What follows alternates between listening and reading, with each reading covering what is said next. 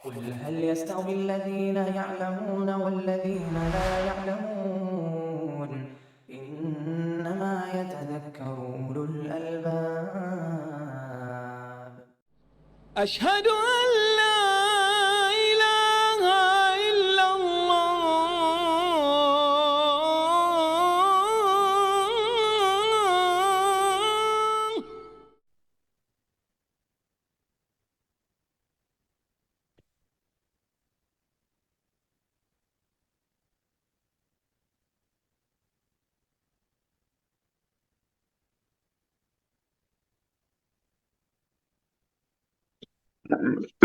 الحمد لله.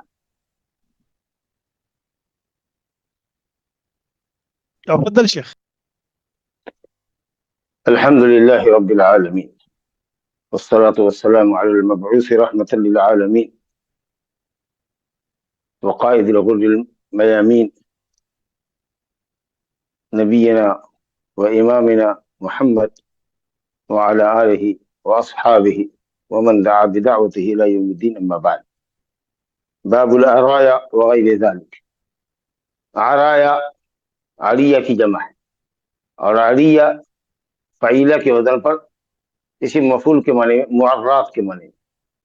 پہلے اس کی شکل سمجھ لیجئے کہ درخت پر، کھجور کے درخت پر یا انگور کی بیلوں پر جو رطب کھجور یا رس بھرے انگور جس کو گریپس کہتے ہیں وہ لگے ہوں تو 5 وسق یا اس سے کم کا اندازہ کر کے یہ جب تمر بنے گا تو 5 وسق، ایک وسق 60 سا کا ہوتا ہے، تو 60 کو 5 سے ضرب دیں گے، 60 انٹو 5 300 سا ہوا، اور ایک سا 3 کلو کا ہے تو گویا کہ 9 کنٹل، 300 انٹو 3 900 کلو یعنی 9 کنٹل.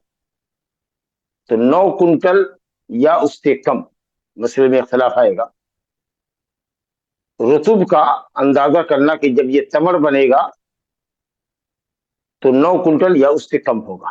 ابھی تو یہ زیادہ ہے، مثلا 12 کنٹل ہے، لیکن جب یہ تمر بنے گا تو 9 کنٹل ہوگا. تو وہ جو رطوب ہے درخت پر لگا ہوا، اس کا اندازہ کر کے کہ جب یہ تمر بنے گا تو 9 کنٹل ہوگا یا اس سے تھوڑا کم 8.5 کنٹل ہو. اس رطوب پھل کو نیچے جو زمین پر تمر ہے، سوکھا ہوا کھجور، سوکھی کھجور جو ہے، اس کے عوض بیچنا. میں نے کل کے درس میں بتایا تھا کہ یہی مزابنہ ہے، بالکل مزابنہ ہے. درخت پر لگے ہوئے پھل کا جو رطوب ہے یا انگور ہے، رس بھرا انگور، اس کا اندازہ کر کے کہ جب یہ تمر بنے گا تو کتنا ہوگا، اور جب یہ زبیب اور منقع بنے گا تو کتنا ہوگا. اس اندازے کے مطابق جو زمین پر ہمارے پاس تمر ہے یا منقع ہے دے دیا، اور درخت پر لگے ہوئے پھل کو خرید لیا. گویا بیع الثمر بالثمر. ثمر وہ ہے جو درخت پہ لگا ہوا ہے رطب، اور تمر وہ ہے جو ہمارے پاس ہے. بیع العنب، انگور کو، گریپس کو بیچنا اس منقع سے جو ہمارے پاس ہے.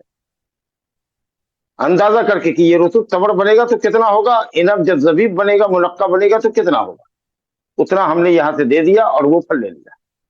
یہ مزابنہ ہے جو حرام ہے اور ربوی بیع کی شکل ہے. اس سے یہ جو عرایا ہے، جس کی آپ نے عریہ جس کا واحد ہے، اس کی آپ نے تفسیر سنی، یہ رخصت ہے. رخصت کہتے ہیں کہ کوئی بھی امر ملزم جو لازمی امر ہو، چاہے اس کا کرنا ضروری ہو ہمارے لیے یا چھوڑنا ضروری ہو، تو اس کے اندر جو تسہیل اور تیسیر ہوتی ہے اسی کو کہتے ہیں رخصت. تو یہ مزابنہ ہے، حرام ہے. اس میں رخصت دی گئی ہے ایسے شخص کو جس کے پاس قیمت نہیں ہے اس رطب کھجور کو خریدنے کی، کیونکہ درہم دینار سے تو خرید ہی سکتے ہیں، ربوی معاملہ ہو نہیں سکتا ہے. ربا تو تب ہوتا ہے جب تمر سے بک رہا ہے اندازے سے، عنب منقع سے بک رہا ہے اندازے سے، لیکن جب روپے پیسے سے خریدیں گے، دینار و درہم سے خریدیں گے تو کوئی مسئلہ ہی نہیں.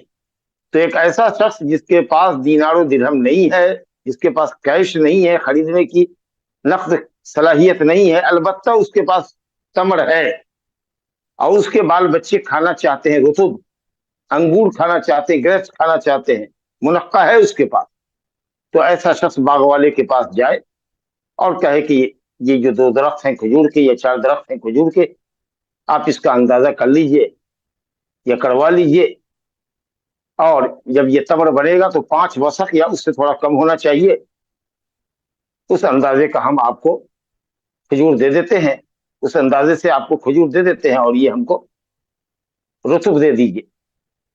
اس عنب کا اندازہ کر لیجئے کہ یہ 5 وسق منقع کتنا انگور بنے گا، اتنا ہم زبیب آپ کو دے دیتے ہیں، اور یہ انگور گریپس ہم کو دے دیجیے تاکہ ہمارے بال بچے سے اس کو رس بھرا انگور کھانا چاہتے ہیں، منقع تو کھاتے ہی رہتے ہیں اور ہے وہ ہمارے پاس، لیکن ہمارے پاس قیمت نہیں ہے، اور ظاہر ہے کہ اس کے پاس خود کا باغ بھی نہیں ہے، کیونکہ باغ ہوتا تو اس کے خود کھجور کے باغ میں رطب ہوتا، انگور کی بیلیں ہوتی اس کے پاس تو خود اس کے اندر عنب گریپس لگا ہوتا، وہ کیوں خریدتا دوسرے سے؟ تو باغ تو ہے ہی نہیں اس کے پاس، لیکن کیش بھی نہیں ہے، نقد بھی نہیں خرید سکتا ہے۔ لیکن ایسے آدمی کے پاس تمر ہے، ایسے آدمی کے پاس زبیب ہے، منقع ہے، کھجور ہے، تمر ہے، لیکن رطب نہیں ہے، گیلا والا کھجور جس کو منہ میں رکھتے ہیں تو حلوے کی طرح پگھل جاتا ہے، وہ ہمارے بال بچے کھانا چاہتے ہیں، یا عنب کھانا چاہتے ہیں، منقع تو ہے، تو کہا گیا کہ صاحب چلو وہ بے مزابنہ جو ہے، جو اصل میں ربوی بے ہے، اس سے ایسے شخص کے لیے جو اپنے بال بچے کو کھلانا چاہتا ہو، خود کھانا چاہتا ہو، اس کے بال بچے کھانا چاہتے ہوں رطب، اور اس کے پاس ان کیش خریدنے کے لیے نہیں ہے، تو ایسے آدمی کو بے مزابنہ سے رخصت دے دیا گیا۔ اسی کا نام ہے اڑایا، اس کو اڑایا عریہ، عریہ معرات خالی ہے، یا کیا مطلب؟ کیش سے خالی، ایسی بے جس کے اندر پھل کی بے، ثمر کی بے، یا ثمر کی بے جو درخت پہ لگا ہوا اس کو ثمر کہتے ہیں تا سے، اور یہ تمر تا سے، تو ثمر کو تمر سے خرید رہا ہے، لیکن اس کی مقدار شریعت نے بتائی کہ 5 وسق جو کہ نصاب ہے غلے کی یا کھجور کی جو نصاب ہے زکوٰۃ کی، وہ 5 وسق ہے، یعنی 300 صاع۔ اور اگر ایک ساتھ 3 کلو کا ہے، جیسا کہ شیخ بن باز رحمۃ اللہ علیہ کا اور ان کی کیبنٹ کے علماء کا فتویٰ ہے، کچھ لوگ 2.5 کلو کہتے ہیں، کچھ لوگ اور بھی کم کہتے ہیں، کچھ لوگ 2.25 کلو کہتے ہیں، لیکن چلیے بڑا قول لیتے ہیں 3 کلو ایک سا ہے، تو اس طریقے سے 9 کنٹل، تو 9 کنٹل یا اس سے کم کا اندازہ کر کے آپ تمر دے دیں، اور وہ رطب جو درخت پر لگا ہوا ہے وہ خرید لیں۔ یہ اس شخص کے لیے ہے جس کے پاس نقد نہ ہو خریدنے کے لیے، اور وہ چاہتا ہے کہ خود اور اس کے بال بچے رطب کھائیں، منقع تو ہے لیکن عنب نہیں ہے، گریپس نہیں ہے، وہ گریپس لینا چاہتا ہے، تو یہی ہے عریہ۔ یہ جو ہم نے توجیہ آپ کے سامنے بتائی کہ کوئی بھی شخص جس کے پاس نقد نہیں ہے اور وہ رطب اور عنب کھانا چاہتا ہے، وہ تمر دے کر کے اور منقع دے کر کے، کشمش دے کر کے خرید سکتا ہے، کتنے مقدار کے اندر؟ 5 وسق یا اس سے کم کے اندر۔ اس نقطے پر ہم آئیں گے۔ تو یہ جو تعریف ہے یہ شوافی اور حنابلہ کے نزدیک ہے، لیکن حنفیہ اور مالکیہ کی تھوڑی سی توجیہ الگ الگ ہے، یہ بات انشاءاللہ دلچسپی سے خالی نہیں ہوگی۔ حنفیہ کہتے ہیں کہ عریہ بروزن عطیہ، ہوتا یہ تھا کہ پچھلے زمانے میں دور صحابہ میں کوئی صاحب باغ کسی غریب کو، محتاج مسکین کو 1-2 درخت یا چند درخت دے دیتا تھا کہ بھائی درخت میں جو پھل آئے گا وہ تمہارا ہے، ثواب اور صدقے کے لیے کرتا تھا۔ جب اس کے اندر پھل آ گیا اور وہ پک گیا، جب پکنا اس میں شروع ہو گیا، یعنی رطب بن گیا، کھانے کے لائق ہو گیا، تو باغ والے نے، ذرا غور سے سنیے گا، تو باغ حنفیہ کی نظر، تو باغ والے نے اس مسکین سے کہا کہ لے آؤ 2 آدمی کو اندازہ کرنے والے کو، تم باغ میں آ رہے ہو بار بار، تو تمہارے آنے کی وجہ سے کوئی دقت ہے، ہم کو پریشانی ہے، ہم اپنے بال بچوں کے ساتھ یہاں شفٹ ہو گئے ہیں باغ میں، تو تم 2 آدمی کو لے آؤ جو صحیح اندازہ کر لے، تاکہ تمہارا گھاٹا نہ ہو کہ یہ جو رطب ہے تمہارے ہبہ کیے ہوئے درختوں پر، جو ہم نے ہبہ کیا ہے تم کو، اس میں تمر کتنا آئے گا، کسی بھی 2 آدمی کو لے آؤ جس پر تمہارا یقین ہو، اطمینان ہو۔ وہ لے آیا، اس نے اندازہ لگا دیا کہ بھائی اس کے اندر کتنا پھل آئے گا، کوئی بھی 5 وسق آوے، 4 وسق آوے، جو بھی اندازہ کیا، تو ایسا ہے بھیا کہ تم وہ تمر لے لو اور درخت ہم کو چھوڑ دو۔ انہوں نے کہا کہ یہ بے نہیں ہے، ہبہ کیا تھا، اور ہبہ کو ہم بدل رہے ہیں تمر سے، اس کو بے نہیں کہیں گے۔ कहते कि ये हिबा को पलटाना है, क्योंकि हनफिया के नजदीक जब तक हिबा माले महूब लहू को, जिसको आप हिबा कर रहे हैं, उसके हवाले न करें तो हिबा ये लौटा सकते। तो कहा कि अभी तो ज़बानी बोले हैं, फल तो उसके हवाले हुआ नहीं है, तो हम उससे रुतब ले रहे हैं और तमर दे रहे हैं उसको, बै के तौर पर नहीं बल्कि हिबा के तौर पर। और ये अंदाजा इसलिए करवा रहे हैं ताकि उसका दिल छोटा नहीं हो कि हमारे साथ बेईमानी हुई, या इन्होंने कुछ ज्यादा, हमारे दरख्त में फल आना ज्यादा था और इन्होंने कुछ यूं ही लमसम तमर दे दिया। तो भाई जाओ, दो आदमी को अंदाजा करवा लो, और जितना वो कहेगा उतना हम तमर दे देंगे, और तुम बाग में आना जाना चाहिए। तो हनफिया के नजदीक ये शक्ल सिर्फ खास होगी मिस्कीन के लिए, जिसको बाग वाले ने 2-4 दरख्त हदिया किया है, हिबा किया है। अब वो बाग वाला उस हिबा को, जो रुतब की शक्ल में फल आया है, वापस ले रहा है और तमर की शक्ल में उसको हदिया या हिबा दे रहा है। और 2 आदमी से अंदाजा इसलिए करवा रहे हैं ताकि मिस्कीन की दिलजोई हो जाए और वो ये समझे कि उसको उतना ही मिला है जितना कि रुतब उसका तमर बनता। तो गोया के हनफिया के नजदीक ये जो अराया है, ये शक्ल सिर्फ शजरे महूब लहू, उस दरख्त के अंदर है जो उसको हिबा किया गया है, और वो भी कौन लेगा? बाग वाला ही लेगा। गोया बाग वाला अपने सदके को, अपने हिबा को चेंज कर रहा है। इमाम मालिक रहमतुल्लाह अलैह कहते हैं कि बै है, लेकिन हमने जो मिस्कीन को दिया था उसको अंदाजा करके कहा कि भाई अंदाजा करवा लो और तुम अपने इस रुतब को हमसे बेच दो, मिस्कीन से कह रहा है। तो गोया कि बाग वाला खरीद रहा है, लेकिन इसको ये बै कहते हैं। और हनफिया कहते हैं कि हिबा को पलटाने की शक्ल है, पहले दरख्त और फल की शक्ल में हिबा किया था, अब उस रुतब को बदल रहा है तमर से, उस इनब को बदल रहा है मुनक्के से। तो ये कहते हैं कि सदक़े को पलटाना है, क्योंकि अभी हमने सदका उसके हवाले नहीं किया। और मालिकिया कहते हैं कि बाग वाला खरीद रहा है मिस्कीन से, लेकिन हदीस में जो इल्लत है, याकुलुहा अहलुहा रुतबन, अल्लाहु अकबर। सहल बिन अबी हस्मा रज़ी अल्लाह अन्हु की रवायत है कि नबी करीम सल्लल्लाहु अलैहि वसल्लम ने समर की बै को तमर से, यानी दरख्त पर लगे हुए रुतब को तमर से बेचना नाजायज करार दिया। वरख्खस फिल अरिया, लेकिन रुख्सत दिया अरिया के अंदर, अंतुबा बिखरसिहा, कि उसका अंदाजा करके बेचा जाए। क्यों? इल्लत क्या? याकुलुहा अहलुहा रुतबन, ताकि खरीदने वाला उसको रुतब खाए, क्योंकि खरीदने वाले के पास रुतब नहीं है। तो ये याकुलुहा अहलुहा रुतबन जो है, ये किसी के लिए भी हो सकता है जिसके पास बाग ना हो, पैसा नहीं हो खरीदने के लिए। तो ये जो इल्लत बता रही है, बाग वाला खरीद के क्या करेगा? बाग वाले के पास तो सैकड़ों दरख्त हैं जिसमें रुतब लगा हुआ है, और हदीस में इसको बै कहा गया है, आप इसको हिबा कह रहे हैं। तो हनफिया उसको हिबा कह रहे हैं और मालिकिया तो बै कह रहे हैं, लेकिन बै खास कर रहे हैं बाग वाला खरीदेगा मिस्कीन से, जिसको उसने 2 दरख्त हदिया किया था। तो भाई बेचो अपना दरख्त, आना जाना बंद करो, क्योंकि तुम्हारे आने जाने से हमको परेशानी होती है। तो खुलासा ये कि हम ये कहना चाहते हैं कि राजे कौल ये है कि दरख्त के फल का मौहूब होना ये शर्त नहीं है। कोई भी शख्स जिसको रुतब खाना है और पैसे से खरीद नहीं सकता, अलबत्ता उसके पास तमर है, मुनक्का है, वो जाए बाग वाले के पास और कहे कि भाई, या अगर उसी मिस्कीन के पास है, चलिए मिस्कीन को उसने हदिया किया, भाई मिस्कीन ऐसा है कि तुम ज्यादा दिन तक इंतजार भी नहीं कर सकते हो, तुमको जरूरत है तो ले लो अंदाजा से, 5 वसक के अंदाजे से हमसे तमर ले लो और बाग का फल दे दो, हम उसको आज का आज तोड़ लेते हैं। समझा ना? तो चाहे वो मिस्कीन से हम लें या बाग वाले से लें, कोई भी शख्स ये गोया कि खाने के लिए, रुतब खाने के लिए ले सकता है। तो जो इल्लत बताई गई है, अगर उस इल्लत को सिर्फ बाग वाले के साथ अगर आप कर देंगे, खास कर देंगे, तो ये बात सही नहीं है। क्योंकि जो इल्लत बताई गई है कि खरीदार रुतब खाना चाहता है, और अगर खरीदार या हिबा बदलने वाला मालिक बाग है, तो उसके पास तो माशाल्लाह सैकड़ों दरख्त है जिस पर रुतब और इनब लगा हुआ है।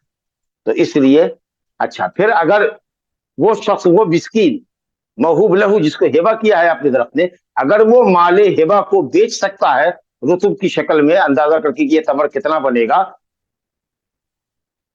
वाहिब से बेच सकता है जिसने हिबा किया, तो वो गैर वाहिब से भी बेच सकता है, किसी से भी बेच सकता है। बहरहाल, तो हनफिया का कहना कि बाग वाले ने किसी मिस्कीन को हिबा किया था, बाग वाले को अब उस मिस्कीन के बार बार आने से, कि वो अपने पेट की देखरेख के लिए आ रहा है, बाग वाले को तकलीफ है, कहा भैया ऐसा है कि तुम इसका अंदाजा कर लो, जितना लोग कहें कि ये तमर होगा उतना तमर हम तुम दे देते हैं, बाग में आना जाना बंद करो। अब वो फल की शक्ल में तुमको हदिया नहीं हमने किया, हेबा नहीं किया, बल्कि हेबा को हम दूसरी शक्ल दे रहे हैं कि तमर में बदल रहे हैं। और इमाम मालिक कहते हैं कि मिस्कीन से वो बाग वाला खरीद लेगा। और जैसा कि शवाफी और हनाबला कहते हैं कि नहीं, कोई भी शख्स जिसके पास रुतब खाने की ख्वाहिश है, हाजत है, और खरीद नहीं सकता है कैश में, वो आदमी अलबत्ता उसके पास टूटा हुआ तमर है, खरीदा हुआ उसके पास है तमर, तो वो खरीद सकता है। चलिए अल्हम्दुलिल्लाह, यही राज्य कौल है। फरमाया गया 5 वसक या उससे कम में, हदीस आएगी आगे। पहले तो ये समझ लिया आपने, अराया समझ लिया, अरिया समझ लिया कि ये बय मुजाबना से मुरख्खस रुख्सत दी हुई शक्ल है। ये उस शख्स के लिए जिसके पास नख्त खरीदने की सलाहियत, रुतब ना हो, इनब ना हो, तो वो बागवाने से खरीद ले। बेखर से तमरन, रुतब का अंदाजा नहीं करना है, बल्कि ये रुतब जब तमर बनेगा तो कितना होगा, उतना तमर हमसे ले लो, ये रुतब दे दो। ये इन्हें ग्रेप्स जब ये मुनक्का और किशमिश बनेगा तो कितना होगा, उतना मुनक्का ले लो, ये दे दो। तो ये समझ रहा है। मुस्लिम में रवायत है बेखर से तमरन, वो जो रुतब है उसका अंदाजा करो कि ये तमर कितना होगा, उतना तमर दे दो और वो रुतब ले लो। या कुलूनहा रुतबन, ताकि खरीदने वाला रुतब खा सके। तो जाहिर है कि ये इल्लत बाग वाले के साथ तो फिट नहीं होगी, क्योंकि उसके पास तो खुद ही बहुत है, समझा। क्योंकि जो रुख्सत की इल्लत है वो ये है कि मुश्तरी रुतब खाना चाहता है और उसके पास तमर की शक्ल में ही अदायगी मुमकिन है, लख्त की शक्ल में मुमकिन नहीं। तो ये जो इल्लत है वो किसी भी मुश्तरी के साथ हो सकती है। चलिए, अब जैसे कि कहा गया कि 5 वसक या उससे कम में, ये हदीस है अभी ज़ैद बिन साबित रज़ी अल्लाह अन्हु की हदीस हमने पढ़ा था कि नबी सल्लल्लाहु अलैहि वसल्लम ने बय मुजाबना से बय अरिया को रुख्सत दिया। अंदाजा करो कि ये रुतब तमर कितना बनेगा, उसके बाद वो तमर दे दो, वो रुतब ले लो। ठीक है। अब कितनी मिकदार में होना चाहिए, तो 5 वसक बहुत होता है। 9 कुंटल रुतब अगर आप तमर दे रहे हैं तो इसका मतलब है कि रुतब अगर 12 कुंटल 9 कुंटल बनता है, यानी सूखने के बाद इतना बढ़ जा रहा है अगर, तो माशाल्लाह आपके पास 12 कुंटल रुतब आ रहा है। 12 किलो नहीं आ रहा है, 12 कुंटल आ रहा है। कितना खाइएगा रुतब? और 12 कुंटल आपको इनब मिल रहा है, जो सूखने के बाद आता है 9 कुंटल मुनक्का बनता है। कितना खाइएगा? बहुत ज्यादा है। ये वो मिकदार है जिस पर शरीयत ज़कात फर्ज करती है, इससे ज्यादा लेके क्या कीजिएगा।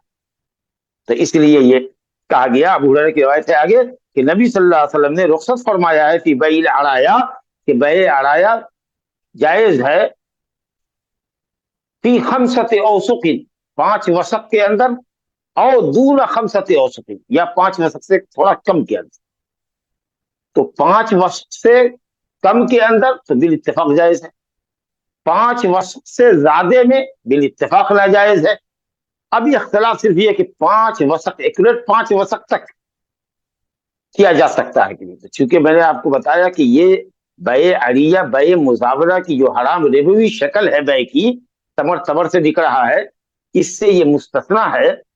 तो ये चूंकि नस और क़ियास के मनाफी है और सिर्फ मुश्तरी की हाजत और जरूरत का ख्याल करके शरीयत रुख्सत कर रही है कि 5 वसक या उससे कम में जायज कर दो, ताकि वो बेचारे शख्स की हाजत और उसके बाल बच्चों की ख्वाहिश पूरी हो सके रुतब खाने की। तो एहतियात का तकाजा ये है कि जब ये ममनू वैसे निकली हुई शक्ल है, तो एहतियात का तकाजा ये कि कम ही मामला करो, कम ही पर मामला करो, क्योंकि 5 वसक से कम होना तो यकीनी है। रावी को शक है कि नबी सल्लल्लाहु अलैहि वसल्लम ने 5 वसक कहा या 5 वसक से थोड़ा कम कहा, तो कम तो यकीनी है, 5 वसक में रावी को शक है। तो क्यों ना हम यकीन की शक्ल लें और शक वाली शक्ल को छोड़ दें, ताकि हम ममनू के शिकार ना हो सके। तो इसलिए बेहतर यह है कि थोड़ा कम, अगर 4.25 वसक कहा जाए, 8 कुंटल हो, 8.5 कुंटल का अगर अंदाजा किया जाए कि ये तमर बनेगा, तो चलिए भाई उतने अंदाजे के ऊपर हम 8 8.5 कुंटल आपको तमर दे देते हैं, और वो जो रुतब उसका बनता है 12 कुंटल 14 कुंटल जो भी बनता हो, वो आप रुतब ले लीजिए। मैं समझता हूं कि अरिया की शक्ल आपने समझ ली है। ये 2 हदीसें अरिया के बाब में मुअल्लिफ लेकर आए। तीसरी हदीस इसके अंदर यह है, वगैरह जो कहा है अरिया वगैरह, तो वगैरह के अंदर यह है یہ تیسری حدیث ہے، اس کے اندر یہ ہے کہ آدمی نے درخت ہی بیچ دیا کھجور کا، پھل نہیں بیچا اس کے اوپر، کسی نے کسی سے درخت ہی خرید لیا کہ بھئی یہ درخت بیچو ہم سے. آپ اس میں شرط لگا دیں کہ بھئی درخت آپ کو زمین سے کاٹنا ہے یا جڑ کھود کر کے نیچے سے اکھاڑنا ہے تاکہ اختلاف نہ ہو. یا عرف عام میں کیا ہوتا ہے، اگر کوئی درخت خریدتا ہے تو کیا ہے شکل خریداروں کی اور بیچنے والوں کی، کہ کیا وہ زمین سے اس کی جڑوں کو اکھاڑتا ہے یا زمین کے برابر سے اس کو آڑے سے کٹواتا ہے، کیا شکل ہے اس کی. بہرحال تو جب اس نے خریدا کھجور کے درخت کو تو اس پر پھل آ چکے تھے، اور کچھ پھل میں بائے نے، یعنی جو باغ والا ہے درخت والا، اس نے تعبیر نخل کر رکھا تھا، تا اور الف کے اوپر حمزہ. اب بڑا یو اب بڑا عین نہیں، اب بڑا یو حمزہ بارا، تعبیر مذکر خوشے کے اندر مؤنث خوشہ ڈال دینا. کھجور کے خوشے میں میل فیمیل جو خوشہ ہوتا ہے اس کو پہچانتے ہیں وہ لوگ، تو مؤنث خوشے کو چیر کر کے مذکر خوشے کو ڈال دیا، اس کو باندھ دیا. تو اب پھل زیادہ ہوتا ہے، پیداوار زیادہ ہوتی ہے اور پھل بھی بڑا عمدہ ہوتا ہے. وہ یہ فرٹیلائزیشن ہے. ایک مرتبہ نبی صلی اللہ علیہ وسلم نے کہا کہ اگر نہیں بھی کرو گے تو کوئی حرج نہیں ہے. ایک رائے دیا آپ نے، یہ دنیاوی معاملے میں رائے تھی، شریعت کا کوئی حکم نہیں تھا. لوگوں نے چھوڑ دیا، نتیجہ ہو کہ پھل کم آیا، جو بھی آیا وہ بالکل ردی مال آیا.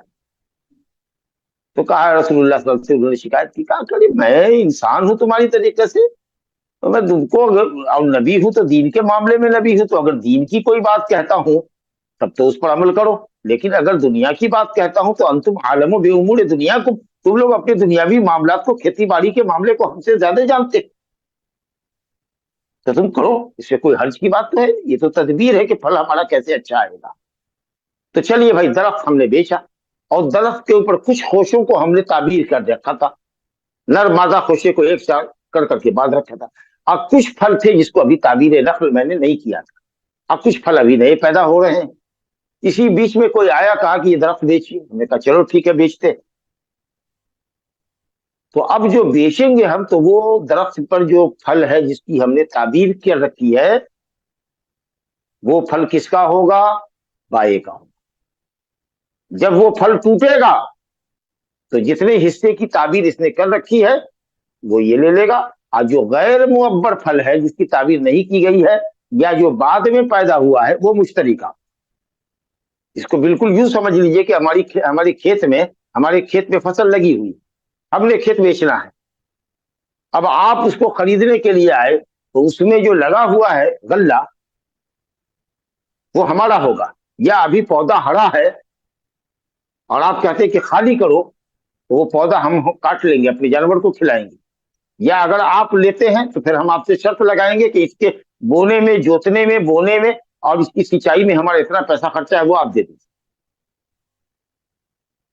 لیکن ہاں، اگر مشتری یہ شرط لگائے کہ بھائی دیکھو میں تمہارا درخت خرید رہا ہوں، اس میں کچھ خوشوں کو تم نے تعبیر نخل کر رکھا ہے، اس سے تم کو تنازل کرنا ہوگا، وڈرو کرنا ہوگا، پورا درخت اس میں معبر اور غیر معبر سب پھل میرا ہی ہوگا، میں تمہاری یہ زمین خرید رہا ہوں لیکن اس میں جو کھڑی فصل ہے وہ بھی ہماری ہی ہوگی، تمہاری نہیں ہوگی. یہ شرط اگر مشتری نے لگا دی اور بائے نے اس کو ایکسپٹ کر لیا تو چلیے درخت مات پھل کے اس کا ہوا. اب وہ پھل اپنا رطوبے میں بیچے گا یا تبر کی شکل میں بیچے گا، پھر درخت کاٹے گا، آپ کی زمین کو خالی کر دے گا. تو فرمایا گیا کہ اگر کسی نے کھجور بیچا ہے، درخت بیچا ہے، اور اس میں کچھ پھل کو بائے نے، درخت والے نے تعبیر نخل کر رکھا ہے، تو وہ پھل قانونی طور پر کس کا ہوگا؟ بائے کا ہوگا. الا ان یشترط المبتاع، مگر یہ کہ خریدار شرط لگا دے کہ ہم درخت میں اور اس پر جو بھی پھل ہے تعبیر کیا ہوا تمہارا، یا بھی غیر معبر جو ہے جس کی تعبیر تم نے نہیں کی ہے، وہ سب ہمارا ہوگا. زمین ہم نے خریدی، اس میں جو کھڑی فصل ہے وہ سب ہماری ہوگی، تو خیر کوئی بات نہیں. چلیے اسی حدیث کو پڑھ لیتے ہیں. ان عبداللہ بن عمر رضی اللہ عنہما، عبداللہ بن عمر رضی اللہ عنہ سے روایت ہے، ان رسول اللہ صلی اللہ علیہ وسلم قول، نبی صلی اللہ علیہ وسلم نے، رسول اللہ صلی اللہ علیہ وسلم نے فرمایا، من باع نخلا قد ابرت، جس لیے درخت نخل کہتے ہیں کھجور کو، اور اس پر جو پھل آتا ہے اس کو تمر کہتے ہیں، رطب کہتے ہیں. تو رطب ہوتا ہے اور اس کے بعد وہ پکنے لگتا ہے تو رطب کہلاتا ہے. جب وہ سخت ہو جاتا ہے، توڑنے کے لائق ہوتا ہے، جو سال 2 سال رہ سکے تو اب وہ تمر کہلاتا ہے. تو جس نے کھجور کا پیڑ بیچا، قد عبرت، جس کے پھل کی تعبیر کر دی گئی تھی، فثمرتها للبائع، تو اس کا پھل بائع کو ہوگا، جب ٹوٹے گا وہ پھل تو وہ لے لے گا، الا ان یشترط المبتاع، مگر یہ کہ خریدار شرط لگا دے کہ یہ پھل بھی ہمارا ہوگا تو اس کا ہو جائے گا۔ مسلم شریف میں جو الفاظ آئے ہیں اس پہ یہ بات کی وضاحت ہے، وَمَنِ ابْتَاعَ عَبْدًا، اسی طریقے سے اگر کسی نے غلام خریدا، مثال کے طور پر ہمارا غلام ہے، آپ خریدنے کے لیے آئے، اور غلام ماشاءاللہ اچھا کرتا پہنے ہوا ہے، اچھی ٹوپی پہنے ہوا ہے، چشمہ لگائے ہوا ہے، گھڑی بھی مالک نے اس کو دے رکھا ہے، موبائل بھی دے رکھا ہے، کچھ اور بھی دے رکھا ہے، تو اب جب ہم اپنے غلام کو بیچنے کے لیے گئے اور آپ خریدنے کے لیے آئے تو ہم نے کہا بھائی یار ٹوپی اتار دو، یہ جو گھڑی ہے اس گھڑی کو اتار دو، یہ جو موبائل ہم نے تم کو دے رکھا ہے یہ سب تم اتارو، کیونکہ سامان تو ہمارا ہے، ہم نے غلام بیچا ہے، اپنے غلام کو پہنا رکھا ہے ہم نے، عمدہ لباس اور عمدہ اشیاء میں نے دے رکھی ہے، وہ تو میرا ہے۔ مگر خریدار ہوشیار ہے، اس نے کہا کہ دیکھیے میاں صاحب، ہم نے اس غلام کو بیچا جس شکل میں ابھی ہے، ماشاءاللہ ٹوپی ہے، آنکھ پہ چشمہ ہے، گھڑی ہے، موبائل ہے، جوتا پہنے ہوا ہے، کرتے پائجامے میں ہے، اسی شکل میں ہم نے آپ کا غلام خریدا ہے، کوئی بھی چیز آپ اس سے اتروا نہیں سکتے۔ تو بائع نے کچھ دیر سوچا ہوگا، اچھا چلیے ٹھیک، تو اگر شرط لگا دیا ہے خریدار نے تو تمام چیزوں کے ساتھ غلام بکے گا، ورنہ قاعدہ اصل یہ ہے کہ غلام بکے گا، اور غلام سے جو چیز بھی وہ نکال سکتا ہے جو دیے ہوا ہے اس کو وہ سب رکھوا لے گا، تو اصلاً یہی شکل ہے۔ تو حدیث میں کہ جس نے غلام کو خریدا ہے فَمَالُهُ لِلَّذِي بَاعَهُ، تو غلام کے ساتھ جو مال ہے، بازار بھیج رہا تھا کسی سامان کی خریداری کے لیے، 1000 روپیہ بھی دیے ہوا ہے کیش میں، موبائل بھی دیے ہوا ہے کہ چلو تم سے ہم پوچھیں گے بات کریں گے، گھڑی بھی پہنائے ہوا ہے، وہ سب کس کا ہوگا؟ بائع کا ہوگا، الا ان یشترط المبتاع، مگر یہ کہ خریدنے والا شرط لگا دے کہ جو کچھ بھی اس کے بدلے پڑا ہے اس کے سمیت ہم نے غلام خریدا، اور اگر بائع راضی ہے تو کچھ الحمدللہ۔ چلیے چوتھی حدیث جو آج کے درس کی ہے اس کا تعلق وہی ہے جو آج کل بہت دھاندلی اس میں چلتی ہے کہ سامان خریدا اور جہاں خریدا وہی بیچ دیا، اپنی ملکیت میں سامان آیا بھی نہیں، اور وہیں سے ہم نے دوسرے کو بیچا، دوسرے نے تیسرے کو بیچا، تیسرے نے چوتھے کو بیچا، اور پانچویں آدمی نے جو خریدا وہ مال لے کر کے جائے گا۔ زمین ہم نے خریدی، کوئی پراپرٹی خریدی، پیسہ دے دیا، ایک کاغذ تحریر نامہ لکھ دیا، ابھی ڈیڈ نہیں بنی، ہم کو ابھی بیچنے کا اختیار نہیں ہے، کیونکہ ہم رجسٹری کرنے کی پوزیشن میں نہیں ہوں گے جب تک کہ وہ پہلا بائر ہمارے ساتھ بیچے نہیں، ہمارے نام کا حوالہ نہ کرے، ڈیڈ نہ بنائے۔ ہم نے دوسرے سے بیچا، دوسرے نے تیسرے سے بیچا، چوتھے سے بیچا، اب جو صاحب زمین تھا، پہلا جو بائر تھا، اس کو کہہ رہے ہیں کہ چلو پانچویں شخص کو رجسٹری کرو۔ تو اس کا مطلب ہے کہ یہ بیچ میں چار کیا ہے، انہوں نے پیسہ 10 لاکھ لگایا تھا، 10 کو 12 لاکھ میں بیچا، 12 والے نے 13 میں بیچا، 13 والے نے 15 میں بیچا، 15 والے نے 20 میں بیچا، اور اب جا کر کے وہ لکھ رہا تھا۔ اب سوچئے جس نے لکھنا ہے پہلا بائر، اس کو کیا دکھ نہیں ہوگی، دکھ نہیں ہوگا کہ بتاؤ تو 10 لاکھ میں ہم سے لیا ہے اور آج ہم جا رہے ہیں رجسٹری کرنے کے لیے، 20 لاکھ کے پیپر پر اسٹیمپ پر ہم دستخط کریں گے کہ ہم نے بیچا ہے، کاش کہ میں نے نہ بیچا ہوتا، یہ میرے ہی پاس ہوتا اور آج میں اس کو بیچتا۔ تو یہ تو بہت سراسر آپ اس کا دل دکھا رہے ہیں، اس لیے شریعت نے کہا کہ نہیں، خود اس کے سامنے بھی اگر آپ دوسرے کو بیچتے ہیں، حوالہ بھی آپ نے ڈیڈ بنوایا اور وہیں پر اس کے سامنے آپ بیچتے ہیں، تو بھی اس کو تکلیف ہوگی، اور اس کو جانے دو اپنے گھر پر، کل ملتے ہیں بھائی، کل بات کریں گے۔ تو سامان اگر کچھ خرید رہے ہیں آپ تو اس سے منافع لینے کی پوزیشن میں آپ تبھی آتے ہیں جبکہ گھاٹا سہنے کی پوزیشن میں بھی آپ ہو۔ گھاٹا سہنے کا کیا مطلب ہے کہ ایک سامان بازار سے ہم نے خریدا، اس کو لے کر کے گھر گئے، ممکن ہے کہ ہاتھ سے گر گیا، ٹوٹ گیا، ممکن ہے کہ کچھ اس میں نقص پیدا ہو گیا، تو آپ اس کو اپنے گھر لے آئیے نا، اب وہ آپ کی تحویل میں ہے، راستے میں اگر کسی کے دھکے سے ٹوٹتا ہے تو آپ کا جائے گا، گھر میں آپ نے رکھا ہے، خدا نخواستہ اللہ نہ کرے اگر گھر میں آگ لگ گئی، سامان آپ کا جل گیا، تو گھاٹے کی پوزیشن میں آپ آ گئے ہیں تو آپ منافع لیجیے، لیکن جہاں خریدا دکاندار ہی کے دکان میں رکھا، کس کو رہنے دیجیے۔ اب 2 روز کے بعد جو ہے کوئی آدمی گیا اور اس نے اٹھا لیا اور آپ نے منافع لے لیا، تو گویا پیسے پر آپ منافع لے رہے ہیں۔ تو چیز پر منافع لینے کی پوزیشن یہ ہے کہ جب آپ اس کو اپنی تحویل میں لے لیں اور آپ اس کے اوپر پورا اختیار رکھ رہے ہیں، اس کے بعد ہوگا۔ عبداللہ بن عمر رضی اللہ عنہ کی روایت ہے کہ اندر رسول اللہ قال من ابتاع طعاما، جس نے کھانا بیچا،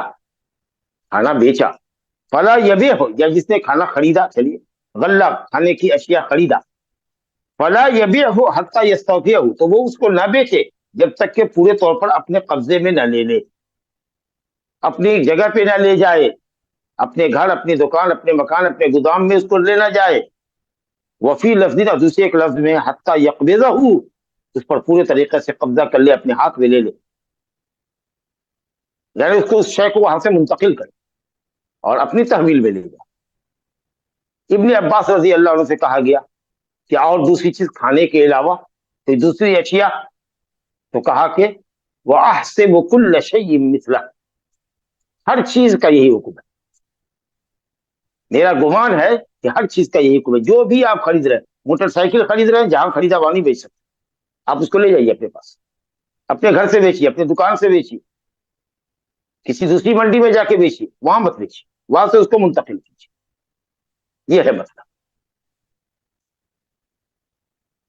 اور حدیث بہت ہی صاف اور واضح ہے. حضرت زید بن ثابت رضی اللہ عنہ کی حدیث ہے، ابو داؤد میں دار قطنی میں ایک روایت میں فرمایا، نہا ان تباع السلع حیث تبتاع حتی یہوزها التجار الی رحالہم. رسول اللہ صلی اللہ علیہ وسلم سلع کی جمع ہے، تمام سامانوں کو جہاں خریدا ہے وہاں بیچنے سے منع فرمایا ہے، یہاں تک کہ تجار اس کو اپنے گھر لے جائیں، اپنے رحل، اپنے کجاوے میں لے جائیں، جہاں وہ رہ رہے ہیں وہاں لے جائیں، اپنی جائے قیام پر لے جائیں، اپنی دکان پہ لے جائیں، اپنے گودام پہ لے جائیں، لیکن وہاں سے منتقل کریں. تو یہاں سلعتن کی جمع ہے، ہر سامان کو شامل.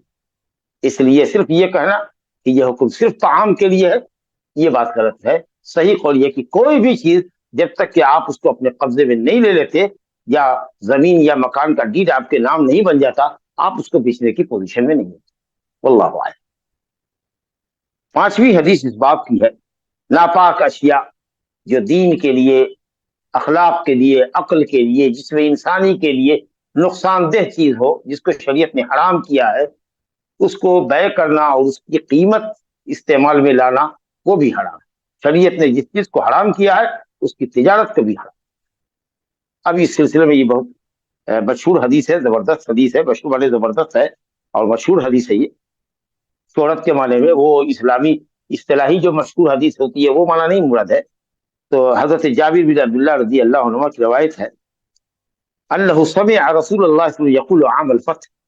ذرا غور سے سنیے.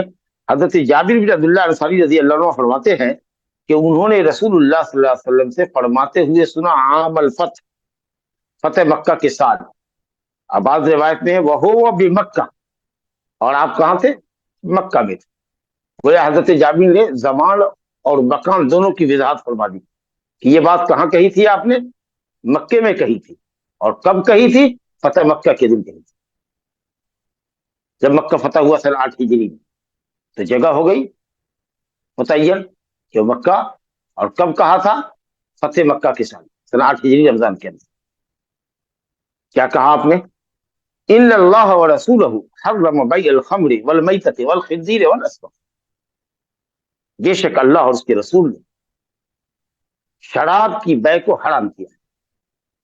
خمر کہتے ہیں ما خامر العقل، وہ چیز جس کو استعمال کرنے سے عقل پر پردہ پڑ جائے، آدمی کے درمیان خیر و شر کی تمیز نہ رہے، آدمی کی چال میں لڑکھڑاہٹ آ جائے، زمین آسمان اس کو ناچتے ہوئے نظر آئے، اول فول بکے، لیکن نہ مستی اور طرب کے نام پر. اب ایک شخص ہے جس کو آپ سن کرنے کے لیے، آپریشن کرنے کے لیے اس کو دیا جاتا ہے انجیکشن دے کر کے آپ نے اس کو بے ہوش کر دیا، کچھ نہیں ہے اس کو. تو بے ہوشی، ہر بے ہوشی خمر اور شراب نہیں ہے. وہ چیز جس کو استعمال کر کے، چاہے لیکوڈ کی شکل میں ہو، ٹیبلیٹ کی شکل میں ہو، انجیکشن کی شکل میں ہو، سونگھنے کی شکل میں ہو، چکھنے کی شکل میں ہو، کہ جس کو استعمال کرنے کے بعد آدمی کے اندر مستی اور طرب آ جائے، سمجھے کہ وہ بادشاہ ہے اور خوب مستی اور لذت اور سرور کا اظہار کر رہا ہے. لگ رہا ہے کہ وہ آج کی رات کا بادشاہ ہے، ہاتھی کی طرح جھول رہا ہے، جھوم رہا ہے. بولو شہر کی کیا قیمت ہے، حیدرآباد کی کیا قیمت ہے، بولو میں ادا کر دیتا ہوں. اس طریقے سے تو مستی اور لذت کے طور پر جو استعمال کی جائے اور عقل پر پردہ پڑ جائے، خیر و شر کی تمیز ہو جائے، یا حنفیہ نے کہا کہ صاحب اس کی چال میں لڑکھڑاہٹ آ جائے، تو سمجھ لو کہ وہ خمر ہے.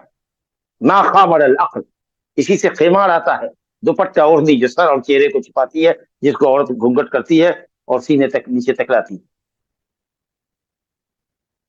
और नबी साहब ने फरमाया कुल्लु मुस्किरिन खमरुन, हर नशा आवर चीज खम्र है, व कुल्लु खमरिन हराम, कुल्लु मुस्किरिन हराम। आप फरमाया कुल्लु मुस्किरिन खमरुन, सिर्फ अंगूर की शराब नहीं, सिर्फ खजूर की शराब नहीं, जो भी चीज हो, जिस फॉर्म में हो, अगर निशात और लज्जत और तरब के लिए आदमी उसको बस्ती के लिए पीता है और नशा आता है उस पर, वो चीज हराम, चाहे वो खजूर की हो, अंगूर की हो, जौ की हो, गेहूं से हो, चावल से बने, स्पिरिट से बने, जिस चीज से भी बनती हो,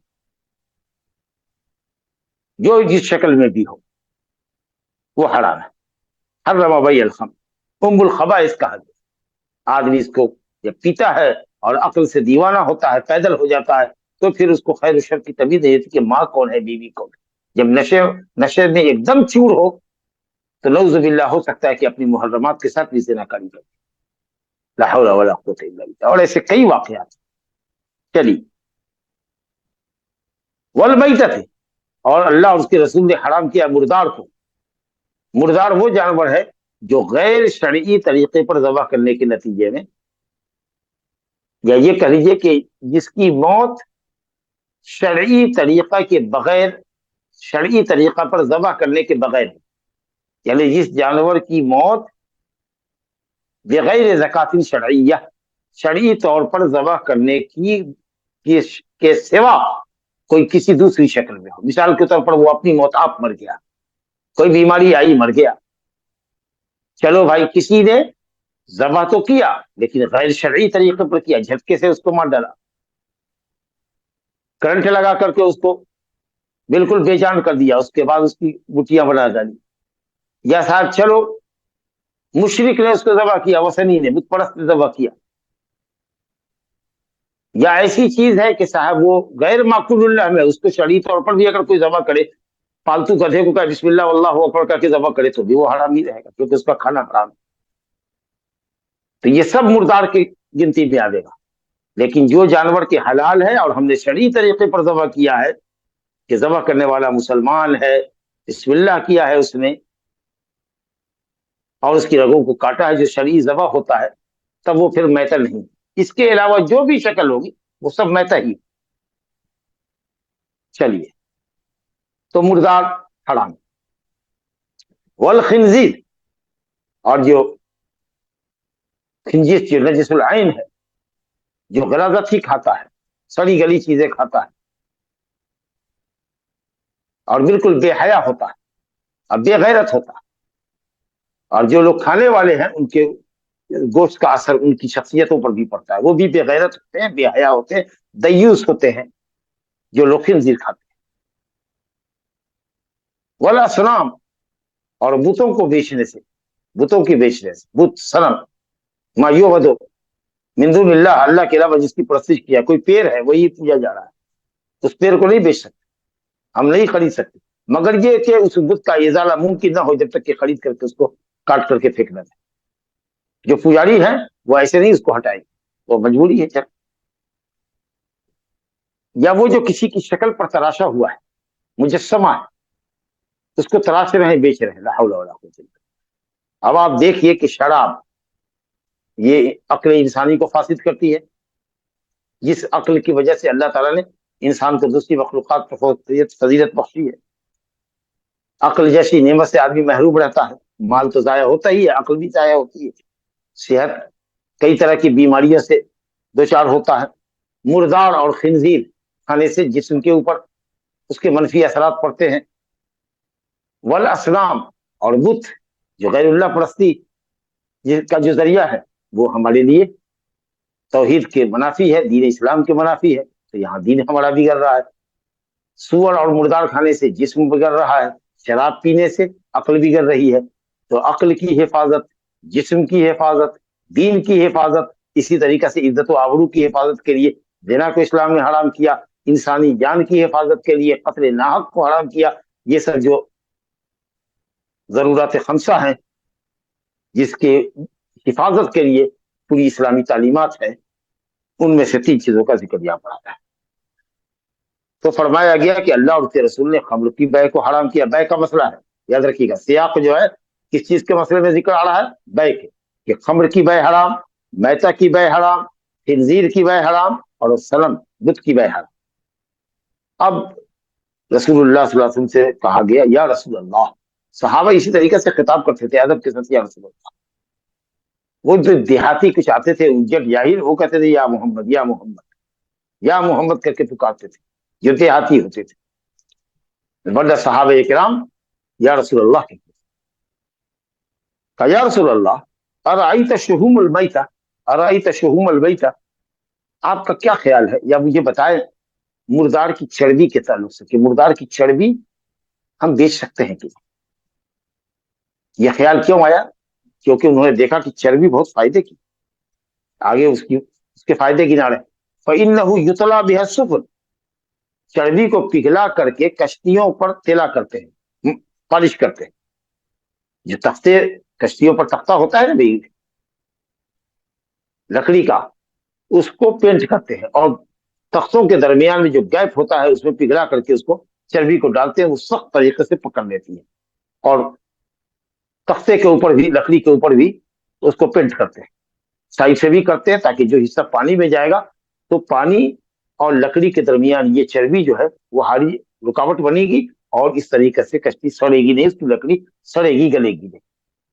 تو اس کا بڑا فائدہ ہے کہ ہم اس سے کشتیوں میں تلا کا کام کرتے ہیں, روغن کرتے ہیں, مالش کرتے ہیں, اس کو لگاتے ہیں, پینٹ کرتے ہیں.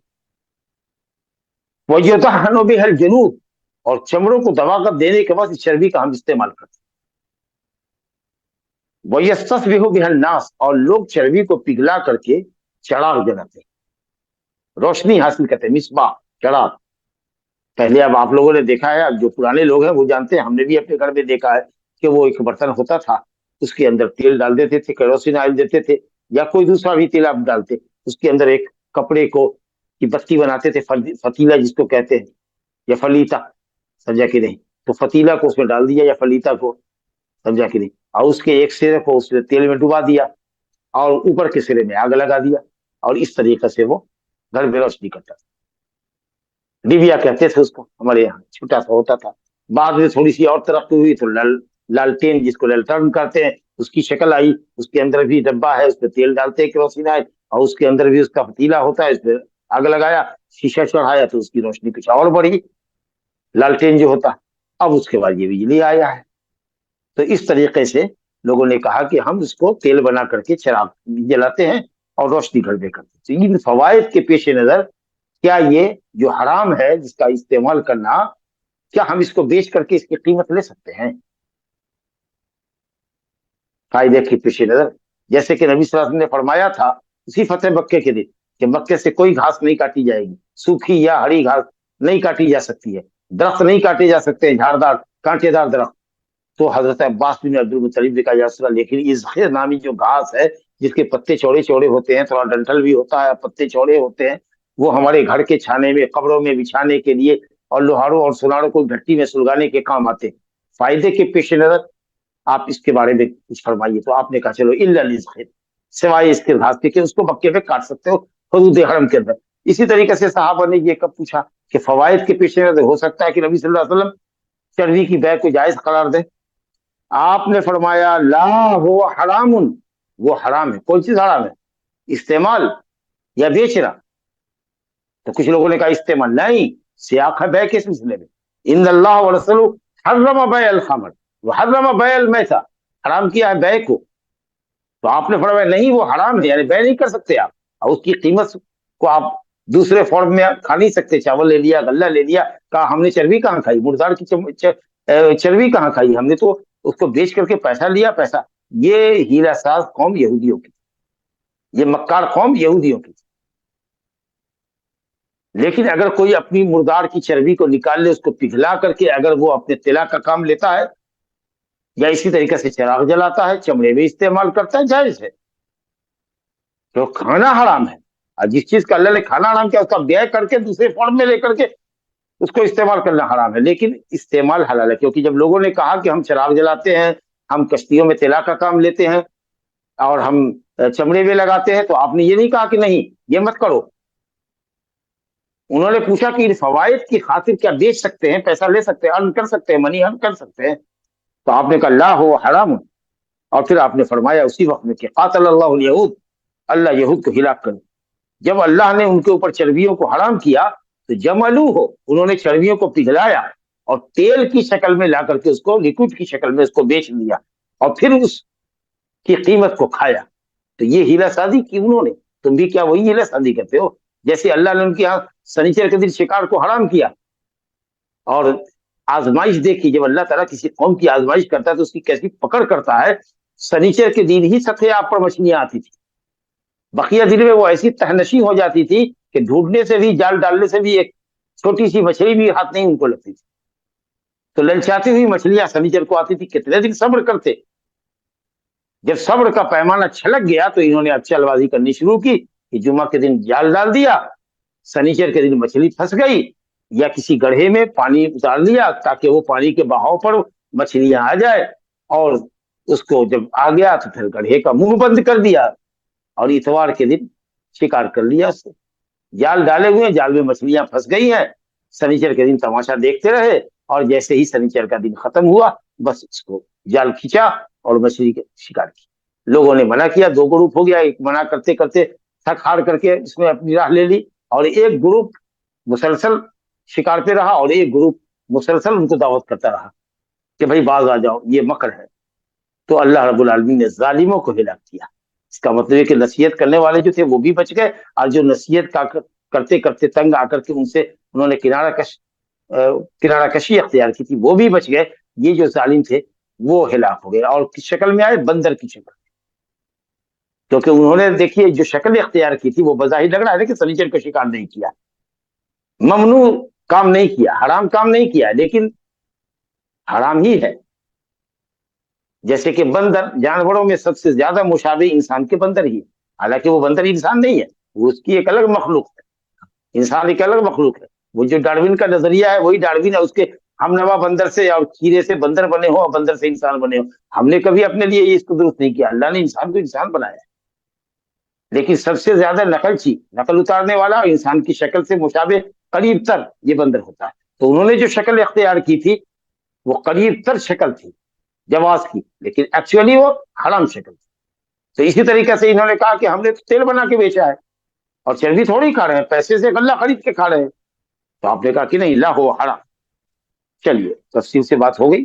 ایک حدیث اور ہے جس کو ہم لیتے ہیں، کیونکہ ایک باب ہے باب السلم، اس کے اندر ایک ہی حدیث لے کر کے آئے، اس کے بعد پھر شروط فی البیع کا ذکر آنے گا، تو ایک حدیث ہم پڑھتے ہیں۔ یہ سلم یا سلف دونوں ایک ہی معنی میں۔ سلم یہ اصطلاح ہے حجاز کی، اور سلف یہ اصطلاح ہے عراقیوں کی۔ دونوں کا معنی ایک ہی ہے کہ قیمت ایڈوانس اور سامان بعد میں، مبی بعد میں، جو خریدا گیا ہے وہ ابھی نہیں، بعد میں ایک مدت مقررہ پر پیمنٹ وہ دے گا، اور ہم نے قیمت پہلے دی۔ گویا خریدار نے ایڈوانس میں پیسہ دے دیا اور سامان اپنی صفتوں کے ساتھ وقت مقرر پر آپ کے حوالے کرے گا۔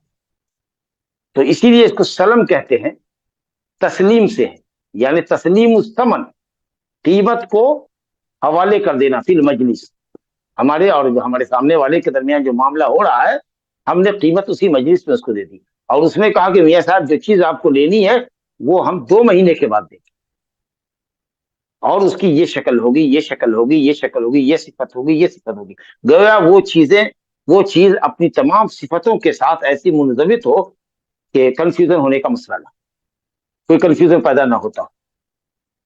تو اسی کو سلم کہتے ہیں۔ مثال کے طور پر مدینے والے جو باغ والے ہوتے تھے نا، وہ جاتے تھے پیسے والوں کے پاس، کہتے تھے کہ باغ کی دیکھ ریکھ کے لیے ہم کو کچھ پیسوں کی ضرورت ہے، پھل ابھی باغ میں نہیں ہوتا لیکن پیداوار ہوگی انشاءاللہ، تو آپ ایسا کیجئے کہ مثال کے طور پر 1 درہم کلو کے حساب سے ہم آپ کو کھجور اور فلاں کوالٹی اجوا کھجور، آپ کی مدینے کی کھجور اجوا، وہ آپ کو 1 درہم کلو کے حساب سے یا کلو 1 درہم کے حساب سے ہم آپ کو دیں گے جب پھل آئے گا۔ مثال کے طور پر یہ اگست میں پھل لگتا ہے اور وہ سپٹمبر نہیں، اکتوبر کی 30 تاریخ سے لے کر کے नवंबर की 15 तारीख तक मिसाल के तौर पर वो आपको 1 नवंबर से 15 नवंबर के दरमियान पूछता है, हम 15 नवंबर को आपको पहुंचा देंगे। कहाँ पहुंचाना है, तुम्हारे घर पर पहुंचाना है तो ठीक है, घर पर पहुंचा दें। ये सारी शर्त हो गई। किस भाव से क्या देंगे, कौन सी क्वालिटी देंगे, कब देंगे, कहाँ देंगे, ये तमाम चीजें मुतय्यन हो गई, तमाम शुरूत लिख लिए गए, कीमत लिख दी गई, वजन लिख दिया गया। ये इसी को कहते हैं सलम और सलम, कीमत एडवांस और सामान मबी बाद में।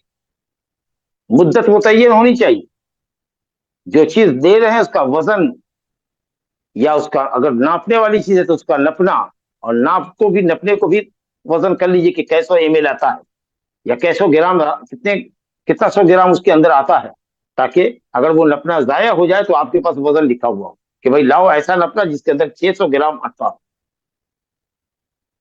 आ जाता हो। बहरहाल तो इस तरीके से पूरे तरीके से उसको मुंजबित करना है ताकि कंफ्यूजन ना रहे। तो खजूर की शक्ल हो या मुनक्के की शक्ल हो, आते थे मजदूर लोग या किसान लोग और पैसा ले जाते थे। ये जो शक्ल है, ये आप समझ लीजिए कि ये हराम रिबा की अल्टरनेट शक्ल, बद से हराम रिबा से बचने की बेहतरीन शक्ल है, उसका मुतबादिल अल्टरनेट। उससे फायदा क्या है, हम पैसा दे रहे हैं, वो अजवा जो 2 दिरहम किलो मिलेगा उस वक्त, आज हमसे एडवांस कीमत ले रहा है तो 1 दिरहम देने पर राजी, और जो बेचेगा अजवा उसको फायदा ये हो रहा है कि कीमत एडवांस मिल रही है, जिससे उसको बाग वगैरह में और अपनी जरूरत में पैसा खर्च करने की सहूलत हो रही है। तो बाये को सहूलत पैसा पा करके हो रही है, और हमको एडवांस देने की सहूलत ये हो रही है कि साहब हमको सामान सस्ता मिल रहा है।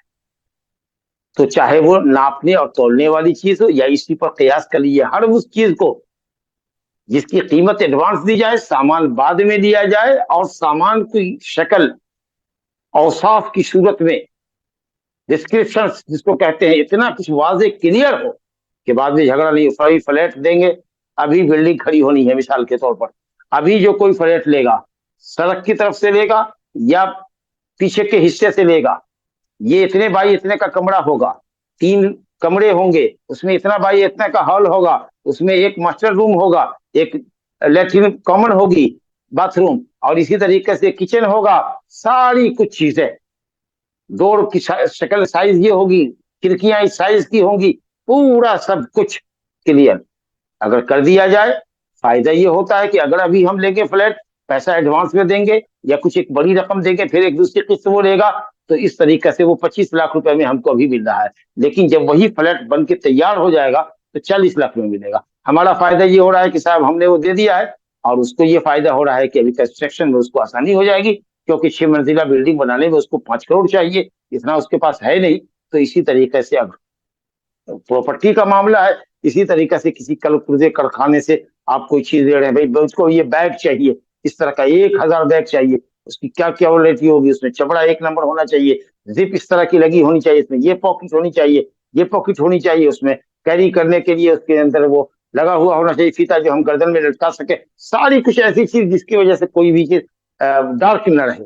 तो अगर इस तरह की चीजें करती हैं तो सनत व हिरफत के बाब में हो या इस्तिस्मार की शक्ल में हो, किसी चीज को, किसी प्रोजेक्ट को आप खड़ा कर रहे हैं, या जमीन के गल्ले की शक्ल में हो कि साहब खेती करने वालों को आपने दे दिया कि साहब चलो तुम खेती करो, 50 एकड़ में जितने पैसे लगेंगे वो मैं देता हूँ, और उसकी पैदावार से मुझको इस भाव से दे दोगे।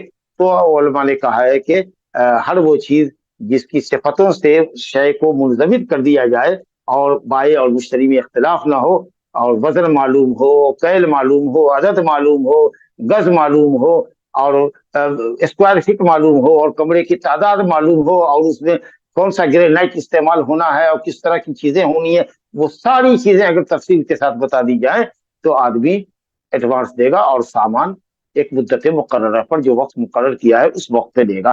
तो इस तरीके से आदमी अल्हम्दुलिल्लाह कम कीमत में सामान लेता है, और बहुत सारे मामलात में आदमी तिजारत को फरोग दे सकता है, और सूदी कारोबार से या सूद पर कर्ज लेने से बच सकता है। बहरहाल तो उसमें ये सूरत हुई अब्दुल्ला बिन अब्बास रजी अल्लाह अन्हुमा की हदीस है।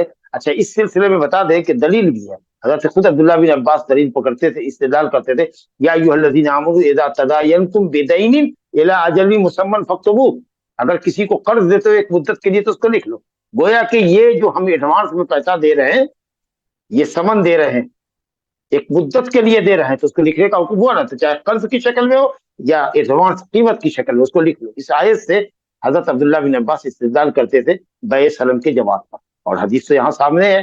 یہ شکل جاہلیت میں بھی تھی بیع سلم کی، لیکن اسلام نے اس کو تھوڑا سا منضبط کیا، اس کی تہذیب کیا، اس شکل کو قاعدے اور ضابطے سے محدود کر دیا تاکہ جو پہلے جھگڑے ہوتے تھے جاہلیت میں وہ ختم ہو جائے.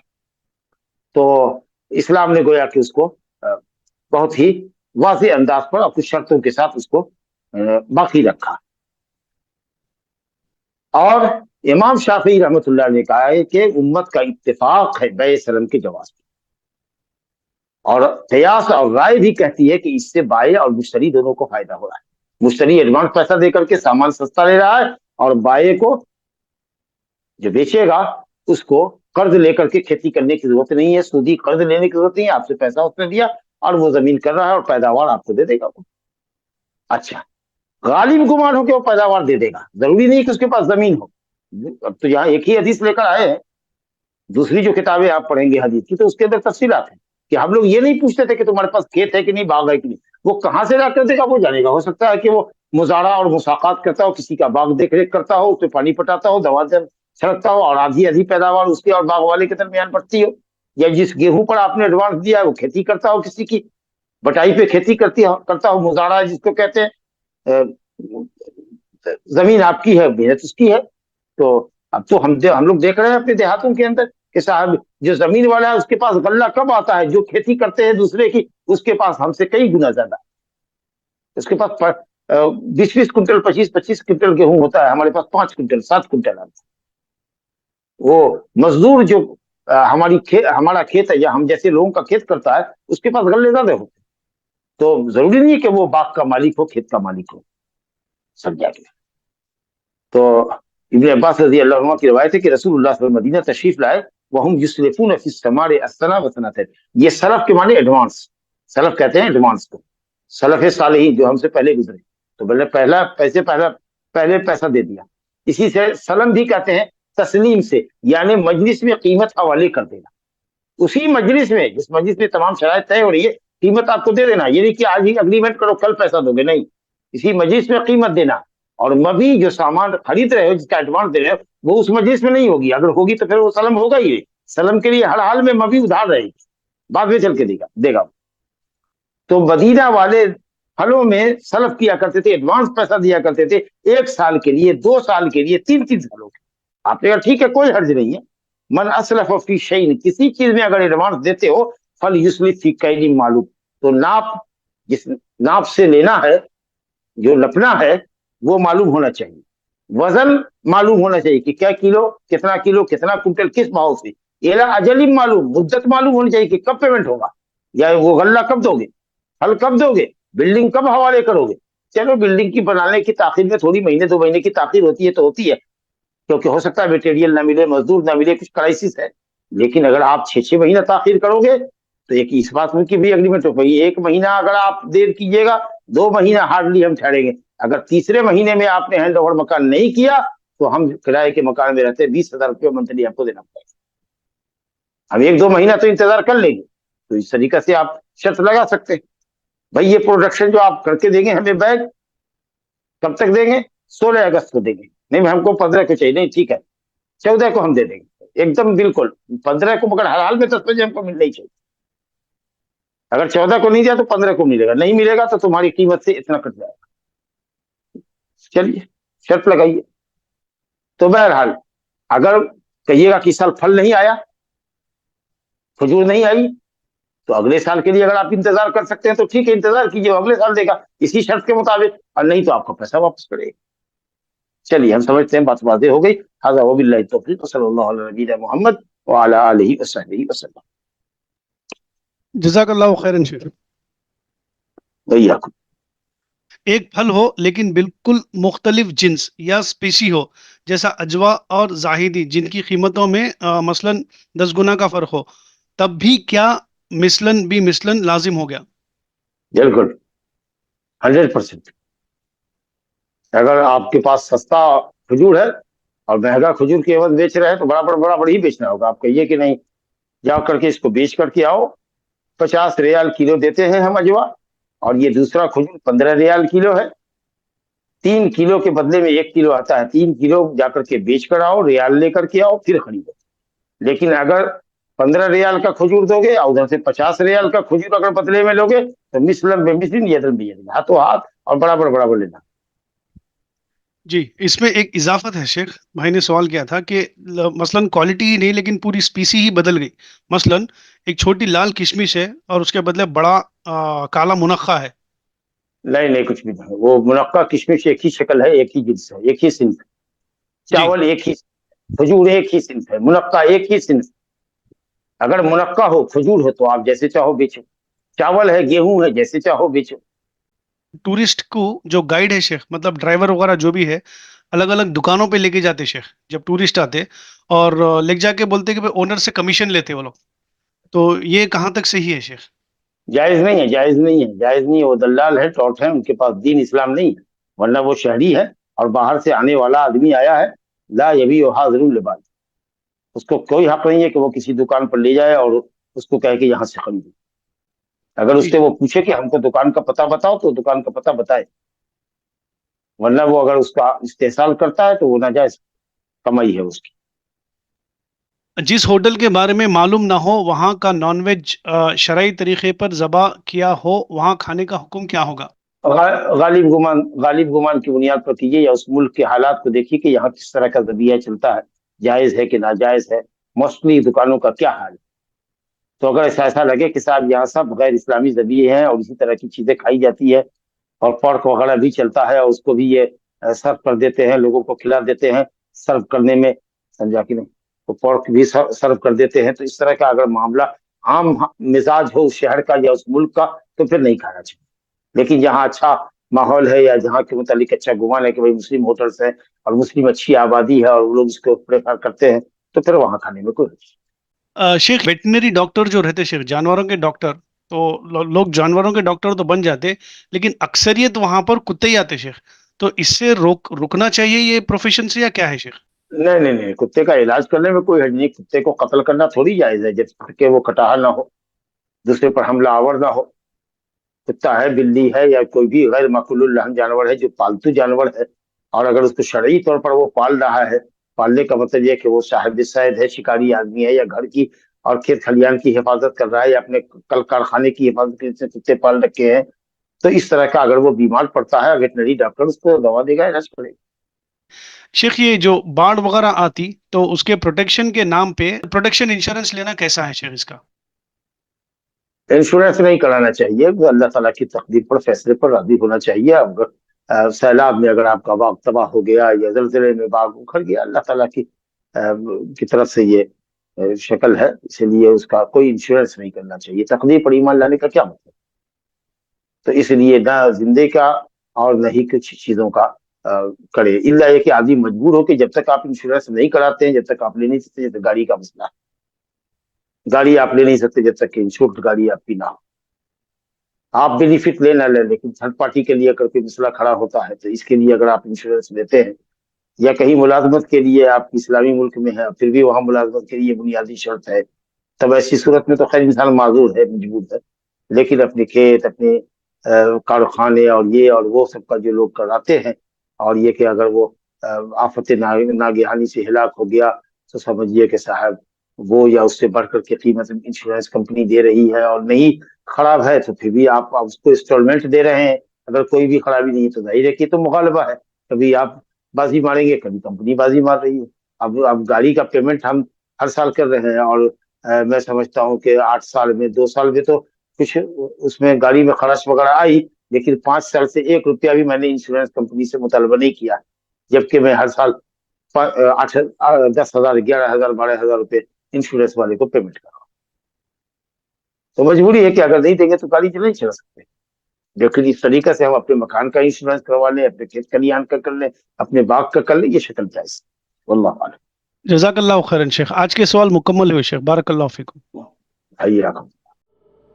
لا إله إلا الله.